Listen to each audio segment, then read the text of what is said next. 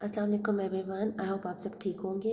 तो आज आपको जो मैं वीडियो शेयर करने लगी हूँ वो है प्रेजेंटेशन जब आप बनाते हैं, जब आपका थीसिस हो जाता है तो आपने उसका डिफेंस देना होता है, और वो डिफेंस होता है थ्रू स्लाइड्स, थ्रू प्रेजेंटेशन। अगर आपका डिफेंस अच्छा नहीं होगा, आपकी प्रेजेंटेशन स्लाइड्स अच्छी नहीं होंगी, तो ऑन द स्पॉट आपका पूरा का पूरा थीसिस, पूरे की पूरी आपकी 2-3 महीने की जो मेहनत होती है वो रिजेक्ट हो जाती है।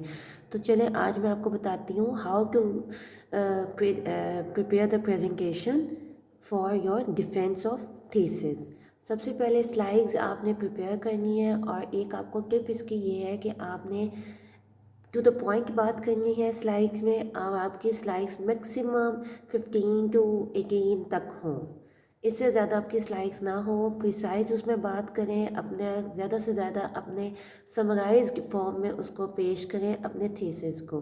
So let's get started. सबसे पहले आपका आ जाता है प्रेजेंटेशन टाइटल पेज। आपने जो टाइटल उसका तैयार करना है, फर्स्ट पेज, उसमें आपने ऐसे कोई भी आपका इंस्टीट्यूट है उसका नाम, logo, presentation on the topic of, जो आपका टॉपिक है वो आपने मेंशन करना है। उसके बाद आपने बताना है प्रिपेयर्ड बाय, कौन प्रिपेयर कर रहे हैं, स्टूडेंट का अपना नाम होगा।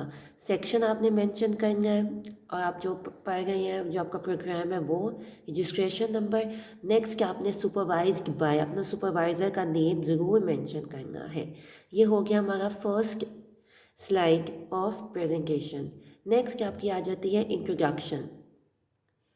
इंट्रोडक्शन, आपने अपना टॉपिक को इंट्रोड्यूस करना है, लेकिन 1 से 1.5 स्लाइड के अंदर अंदर उसको कवर करना है। ठीक है। अब ब्रीफली समराइज करें अपने टॉपिक के बारे में, टॉपिक क्या है, टॉपिक को डिफाइन करें। नेक्स्ट आ जाता है ओरिजिन। आपका जो टॉपिक है उसका ओरिजिन कहाँ से हुआ है, वो स्टार्ट कहाँ से हुआ है, तो उसको ज़रूर मेंशन करें, ताकि आपको पता, आप बता सकें कि आपने जो ये अपनी थीसिस की है तो उसका ओरिजिन असल में कहाँ से था। उसको भी 1 से 1.5 स्लाइड्स में उसको कवर अप करते हैं।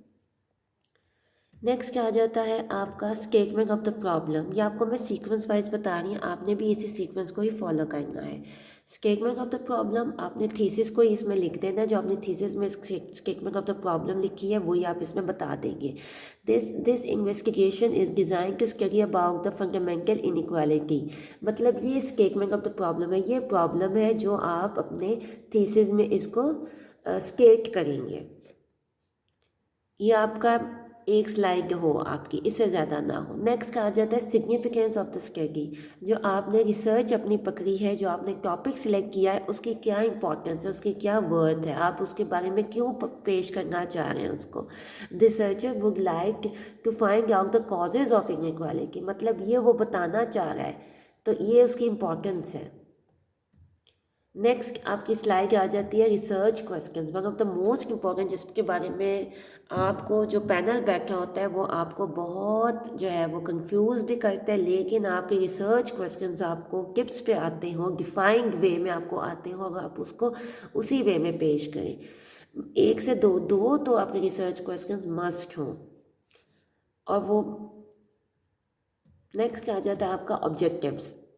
3 to 4 आपके ऑब्जेक्टिव्स हों जो रिसर्च क्वेश्चंस को ही बयान करते हों, to find out, to highlight, to explore, to investigate.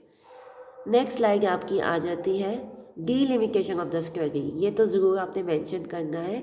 Obviously जो हमारा रिसर्च होता है, जो हमारी थीसिस होती है, आपने ज़्यादा से ज़्यादा उसको डीलिमिट करना होता है। जितना ज़्यादा डीलिमिट होगा उतनी ज़्यादा आपकी जो रिसर्च होगी वो अच्छे बेस से होगी। अब जो यहाँ पे रिसर्च हुई है वो हुई है पोइट्री के ऊपर। आप अब सारी पोइट्री तो मेंशन नहीं करेंगे, तो डीलिमिट क्या हो गया, वो पोइट्री जो 5 पोइट्री है, 5 पोइम्स है, उसको आपने डिफाइन कर देना है। अगर आपने कोई एक प्ले पकड़ा है, अगर आपने कोई एक नावल पकड़ा है, तो आपने उसको बयान कर देना है। अगर आप बिल्कुल ही कंटेम्प्रेरी अमेरिकन पोइट्री लेके जा रहे हैं, बिल्कुल ही हर चीज़ को डिफाइन कर रहे हैं, तो वो पॉसिबल नहीं होता, उसके बारे में आपकी रिसर्च अच्छी नहीं होती। तो डीलिमिट करना one of the most important slide आपकी है इन डिफेंस। नेक्स्ट आ जाता है थ्योरेटिकल फ्रेमवर्क। थ्योरेटिकल फ्रेमवर्क, आपने अपनी थ्योरी डिफाइन करनी है, आपकी रिसर्च किस थ्योरी के ऊपर बेस्ड करती है, वो 2 to 3 लाइन्स में आप उसको डिफाइन कर दें कि ये मेरा टॉपिक है और वो इस थ्योरी के अंदर फॉल करता है। नेक्स्ट आपका सीक्वेंस आ जाता है रिव्यू ऑफ रिलेटेड लिटरेचर।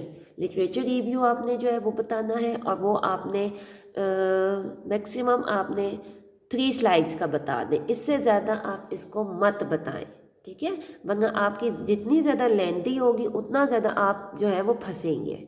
तो आपने अगर इसको अच्छे वे से निकलना है अपने डिफेंस को, ताकि आपका रिजेक्ट ना हो और आप स्मूथली इसको अच्छे मार्क्स से कर सकें, तो आपने इसको सिम्बलाइज फॉर्म में बयान करना है। लेकिन लिटरेचर रिव्यू में आपने जितनी भी इसके बारे में काम हो चुका है उसके बारे में आपने बताना है।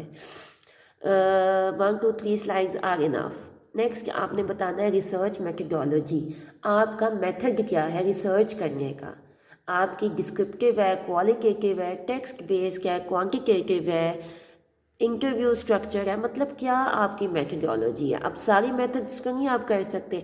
अगर डिस्क्रिप्टिव है तो ऑब्वियसली वो क्वालिटेटिव होगी और आपकी टेक्स्ट बेस्ड होगी। The researcher will analyse the data accordingly, ठीक है। नेक्स्ट आ जाता है डेटा कलेक्शन। आप डेटा आपने कहाँ से कलेक्ट करा है, ये आपसे ज़रूर पूछते हैं, पैनल जो बैठा होता है वो आपसे पूछेगा आपने डेटा कलेक्ट कहाँ से किया है। तो आपका प्राइमरी सोर्स जो होता है वो टेक्स्ट होता है, that is one of the most important. आपके प्राइमरी सोर्स कहाँ से आपने ज़्यादा से ज़्यादा मटीरियल लिया, अपने टेक्स्ट से लिया है। नेक्स्ट आपके सेकेंडरी सोर्सेज आ जाते हैं, न्यूज़पेपर आ जाता है, इंटरनेट आ जाता है, आर्टिकल्स आ जाते हैं, रिव्यूज़, पीरियोडिकल्स आ जाते हैं, जर्नल्स आ जाते हैं। डेटा कलेक्शन के बाद आ जाता है आपका डेटा एनालिसिस। डेटा एनालिसिस आप कहाँ से कर रहे हैं, थ्रू टेक्स्ट। डेटा आप कहीं एनालाइज कर रहे हैं, टेक्स्ट, आपने कोई पोइट्री है, कोई नॉवल है, तो आप उसका टेक्स्ट पहले बयान करेंगे, फिर आप उस टेक्स्ट को एक्सप्लेन करेंगे अपने टॉपिक के अकॉर्डिंगली। Thank you. अब that is one of the most. अब इसमें एक और चीज़ आपने ऐड करनी होती है, डेटा एनालिसिस के बाद आपने ऐड करना होता है कंक्लूजन, ठीक है। कंक्लूजन आपका बहुत इंपॉर्टेंट है, सारी चीज़ को आपने कंक्लूड करना है, और कंक्लूजन ऐसा हो कि उसमें आपके रिसर्च क्वेश्चंस भी डिफाइन हो, उसमें आपकी मेथड भी डिफाइन हो, उसमें आपके ऑब्जेक्टिव्स भी डिफाइन हो। आई होप आपको ये प्रेजेंटेशन डिफेंस की इफ़ेक्टिव लगी होगी। अगर आप इसी के थ्रू करेंगे तो आप ऑब्वियसली स्मूथली निकल जाएंगे। Thanks for watching, take care, अल्लाह हाफिज़।